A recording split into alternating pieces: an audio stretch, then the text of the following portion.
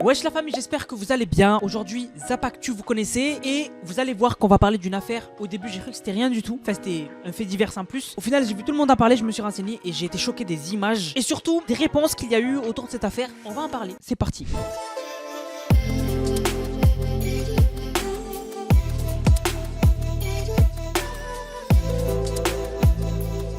Tout d'abord les gars, je voulais parler de ce phénomène qui a été pris en photo. Donc Cerfia a posté et a dit: l'astronaute américaine Nicole Rhea Ayers a pris une photo d'un phénomène rare et étonnant depuis la station spatiale internationale. Un farfadet, un éclair puissant qui se produit dans la mésosphère, haute atmosphère. C'est incroyable. C'est incroyable, c'est magnifique. J'ai pas les mots. La Terre, franchement, on peut dire ce qu'on veut, hein. On l'a détruite, etc. Mais franchement, on peut dire ce qu'on veut. C'est quelque chose. Vraiment, des fois, tu prends du recul. Tu te dis quand même, on est sur une planète isolée dans un système solaire où c'est le vide. On est les seuls. C'est flippant. Voilà, c'est flippant. Dans notre système solaire. Hein. Après, dans la galaxie, j'ai rien dit. Hein, voilà. Il va me dire, mais dans la Voie lactée, il y a Non, c'est juste que je trouve que c'est magnifique. Voilà, c'est magnifique. Alors, ça, c'est une streameuse qui a fait beaucoup parler aux États-Unis. Elle a dit qu'avec 10 000 € par mois en tant qu'influenceur, tu ne peux pas bien vivre. Donc, je vous mets le clip traduit et on en reparle. Y'all know how expensive it is to keep up with content creation?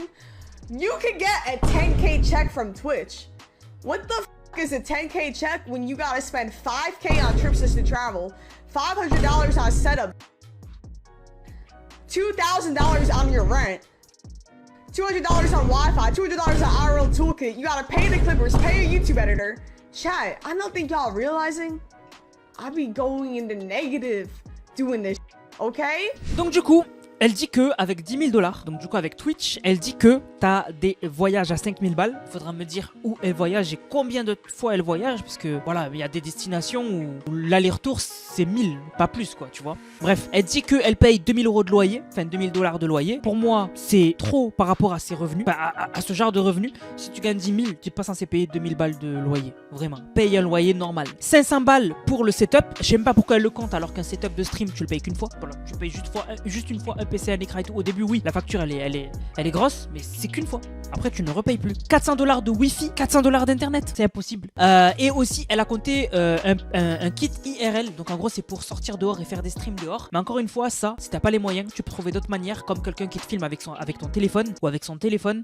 Voilà, mais les kits IRL qui coûtent 10 000 balles, ça, c'est vraiment pour ceux qui ont les moyens. Voilà. Et aussi, elle a dit qu'il faut payer les éditeurs, etc. Donc en fait, tout simplement, elle a dit de la merde. Voilà, elle a dit de la merde. C'est abusé de dire ça en 2025 quand les gens, c'est la crise. Quand les gens, tu vois que ils ont du mal à s'acheter la moindre chose, qu'ils ont du mal à faire leurs courses, que la plupart des étudiants ils sont en situation de précarité, que la plupart des foyers modestes, enfin les foyers de classe moyenne, ils ont du mal à tous se nourrir ou sinon à terminer la fin du mois, et que c'est 2 salaires au SMIC ou un peu plus, genre dans un foyer, imaginons que si c'est une situation assez normale, le père et la mère ensemble, ils ont 4 500, déjà c'est compliqué s'ils ont des enfants et tout, et elle dit qu'avec 10 000 en étant solo et en étant streamer, tu t'en sors pas avec 10 000. Non mais sans déconner quoi. Vraiment, il y a des gens aujourd'hui, il faut vraiment leur mettre des claques. Mais vraiment, il faut leur mettre des claques. En fait, ce genre de personnes-là, c'est des gens qui n'ont jamais travaillé de leur vie. C'est les gens qui n'ont jamais travaillé de leur vie. En fait, qui n'ont pas eu ce truc-là où, d'abord, ils ont fait des travails. Donc en fait, ils ont été embauchés, ils ont galéré. Voilà, galéré, ils ont fait tout type de travail. Et après, ils ont percé. C'est des gens, généralement, ils ont direct percé. Donc ils connaissent pas le monde du travail. Ils sont complètement déconnectés de la réalité. Pour eux, 10K, c'est pas fou. Alors que 10K, c'est un truc de malade.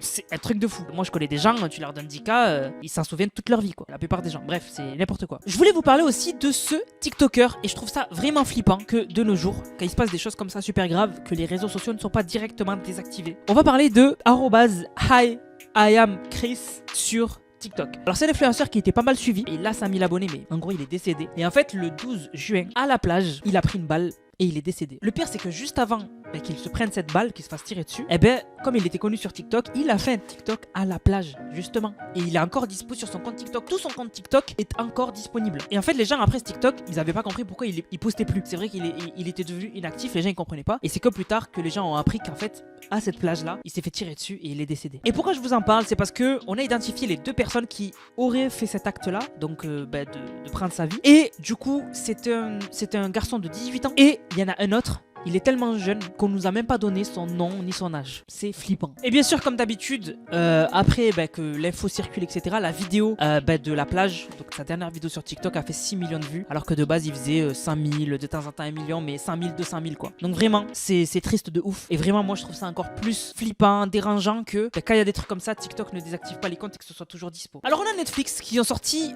une série animée qui s'appelle K-Pop Demon Hunter. Enfin, c'est un film plutôt. Et dans ce film, il y a des groupes de K-pop. Je dis bien K-pop parce que moi à l'époque j'ai fait des vidéos sur la K-pop et j'ai connu la communauté K-pop qui m'ont détruit. Voilà, parce que j'avais dit K-pop. Bref. Donc dans ce film, il y a plusieurs groupes de K-pop et parmi ces groupes-là, il y a un groupe d'hommes qui s'appelle The Saja Boys. Et en fait, dans le film, ils font des musiques, etc. Il y a une musique. Elle a dépassé BTS. Alors BTS, c'est le groupe masculin de K-pop le plus populaire. Voilà, c'est les kings. Genre quand tu parles de K-pop, même ceux qui connaissent pas la K-pop, ils connaissent BTS. Voilà. Ils ont dépassé BTS alors qu'ils n'existent même pas. C'est des personnages fictifs. Donc en fait, c'est devenu le groupe de K-pop le plus hype sur Spotify de l'histoire. Donc vraiment, c'est affolant. Et vraiment, on voit que Netflix, quand même, il peut avoir une puissance de frappe quand même, que ce soit dans n'importe quelle industrie selon la popularité d'une série, d'un film ou quoi. C'est vraiment abusé. Alors on a MrBeast qui a fait une annonce et en fait il a dit qu'il a modifié pas mal de choses avec ses tablettes de chocolat. Alors dites-moi dans les commentaires si vous avez déjà testé son chocolat. C'est pas pour être méchant, j'ai rien contre MrBeast ou quoi, mais moi je me rappelle que des gens ont dit que son chocolat il est dégueulasse. Voilà, mais après dites-moi dans les commentaires, mais moi j'ai le souvenir que pas mal de gens m'ont dit Anas son chocolat il est dégueulasse. Mais s'il faut il est bon, hein. Donc j'attends vos commentaires. Et en fait ce qui est marrant c'est qu'il nous montre un peu l'envers du décor et moi j'aime bien voir ça. Par exemple il a dit que les boîtes où étaient vendus les Feastables, donc en fait ces tablettes de chocolat, il y avait un gros souci. Et il a mis du temps à le régler. C'est que quand tu prenais une tablette, toutes les tablettes tombaient. Et du coup, il y avait plein de gens dans les magasins qui voulaient acheter les tablettes et qui tombaient à chaque fois sur une tablette pétée. Genre, ils trouvaient jamais une tablette en bon état, quoi. Et donc, ce qu'il a fait, c'est qu'il a modifié les boîtes pour que du coup, quand tu prennes une Feastable, elle tombe pas. Et surtout, il a rendu plus épaisses les Feastables. Donc, ça fait qu'elles ont moins de facilité à se casser. Et aussi, il a dit que c'était très compliqué de savoir quel goût t'achètes. Parce que c'était pas bien mis en évidence, etc. Et donc, ça aussi, il l'a modifié. Voilà. Mais dites-moi vous dans les commentaires, qu'est-ce que vous pensez un peu de Feastable? Qu'est-ce que vous pensez un peu des youtubeurs comme ça qui vont faire des produits à consommer? On en a de plus en plus. On a Thibaut Inchep récemment qui a lancé sa gamme de produits protéinés. On a aussi récemment Squeezie qui avait fait qui a sorti Ciao Kombucha. Donc dites-moi vous, qu'est-ce que vous en pensez quand on crée un peu ce genre de choses? Est-ce que vous êtes client? Est-ce que pas du tout? Est-ce que... Bon bref, dites-moi tout. Et du coup, on va parler de l'actu principale. Donc c'est Serfia qui... Moi je connaissais pas. C'est Serfia qui a posté, qui a dit alerte info, l'influenceuse Soraya Rifi a été ligotée, aspergée d'eau de javel et V lors d'un violent homejacking à son domicile à Marseille. Et moi j'ai vu ça, je me suis dit ok c'est grave mais voilà. Et en fait j'ai vu que tout le monde en parlait. Et en fait quand j'ai tapé l'influenceuse, je suis tombé sur les vidéos qu'elle a postées sur Snap de son agression. C'était choquant. Je vous mets une vidéo traduite du coup où elle explique un peu la situation. Je vous explique les amis, j'ai été ligotée. Quand j'ai été ligotée, la personne m'a serré trop fort. Le cou, la bouche, les cuisses et les bras. Ça veut dire que la circulation du sang, elle passait pas. Ça veut dire que quand je me faisais tabasser, en plus de la circulation qui passait pas, j'ai convulsé. Je crois que j'allais crever. Je disais au mec, s'il te plaît, enlève-moi les, défais-moi les, s'il te plaît, enlève-moi les, si t'en supplie, enlève-moi les, il faut que je respire. La circulation, elle passe pas. Il me disait non, t'es pas bleu, jusqu'à ce que je devienne bleu des mains et des pieds pour qu'il me desserre et qu'il me refait le ligotage. C'était horrible, ligoter pendant 45 minutes et ensuite de faire les trucs et refaire le truc. C'était horrible pour moi, horrible. J'ai charrette, je vous jure, j'ai charrette parce qu'au départ, je pensais qu'ils voulaient me tuer parce qu'ils avaient des couteaux, des armes. Je pensais qu'ils voulaient me prendre mes organes dans un délire. J'ai charrette, je me suis dit, je vais mourir. Je vous jure, j'ai vu la mort. Et vraiment, c'est flippant. Elle a passé vraiment... Enfin, elle s'est faite... De toute façon, elle pensait qu'elle allait perdre la vie, tout simplement. C'est abusé ce qui se passe. Mais dans les commentaires, il y a énormément de gens qui n'ont pas du tout pris sa défense. On a par exemple PRSF qui a dit « Elle se sert de son corps pour faire de l'argent. Elle est la raison des maux de notre société. Ce n'est pas bien de V, mais c'est bien fait pour sa tronche. Ça n'a fait du tort qu'à elle, à sa famille, qui l'a mal éduquée. Elle a fait du mal au monde entier. C'est un constat de malade mental. Et on a eu des commentaires un peu moqueurs, enfin un peu moqueurs, très moqueurs. Par exemple, on a nommé prénom qui a dit « Ils ont quand même désinfecté avant de V ». C'est un truc de malade de rigoler d'un V quand même, que ce soit n'importe qui, tu vois. On a encore Sanji qui a dit « Tout ce qu'elle mérite, c'est animal de compagnie.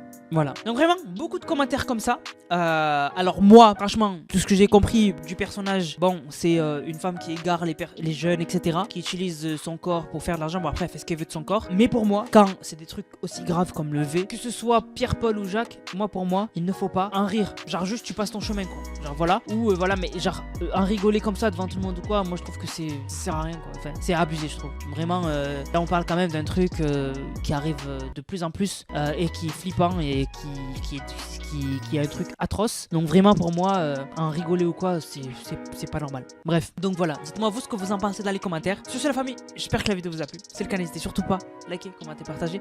On se capte les gars pour une prochaine vidéo. C'est Nanas, prenez soin de vous. Bang, bang, bang.